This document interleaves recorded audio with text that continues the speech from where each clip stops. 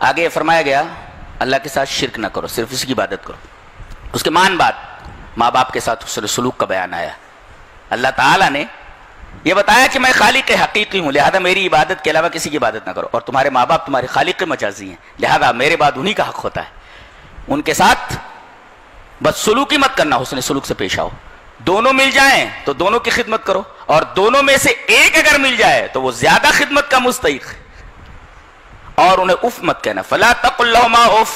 ولا تنهرهما، انہیں ڈانٹنا نہیں، وقل لهما قولا کریما، بات کرنا تو بڑے ادب سے کرنا۔ واخفض لهما جناح الذل من الرحمہ، انہوں نے بچپن میں تمہارے ساتھ رحم کیا تو اب احسان کا بدلہ احسان ہونا چاہیے، تو رحمت سے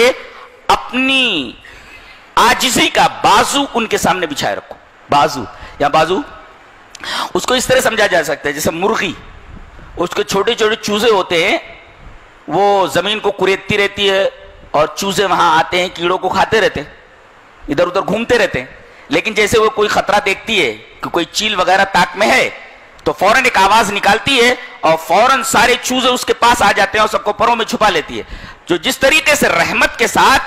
یہ مرغی اپنے چوزوں کو اپنے پروں کے نیچے چھپا لیتی ہے، اسی طریقے سے تم اپنے ماں باپ کے ساتھ سلوک کرو، ان کو کسی چیز کی تکلیف نہ ہونے دو، انہوں نے بھی تو تمہارے بچپن میں ایسے ہی کیا تھا جیسے مرغی اپنے بچوں کے ساتھ کرتی ہے، لہذا احسان کا بدلہ احسان سے دینا چاہیے۔ اور آگے فرمایا گیا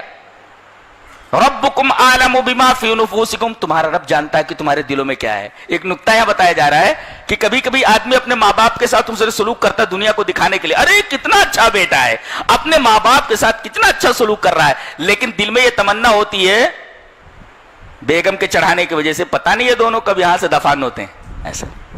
ربکم اعلم بما فی نفوسکم، کبھی یہ ہوتا ہے محبت کی وجہ سے نہیں بلکہ دنیا کو دکھانے کی وجہ سے ماں باپ کے ساتھ اس نے سلوک کرتے ہیں۔ اللہ فرما رہا ہے تمہارے دلوں میں کیا وہ ہم جانتے ہیں، لہذا اپنے ماں باپ کی خدمت محبت کے ساتھ کرو، اس جذبے کے ساتھ نہیں کہ دنیا دیکھے تو ہماری تعریف کرے۔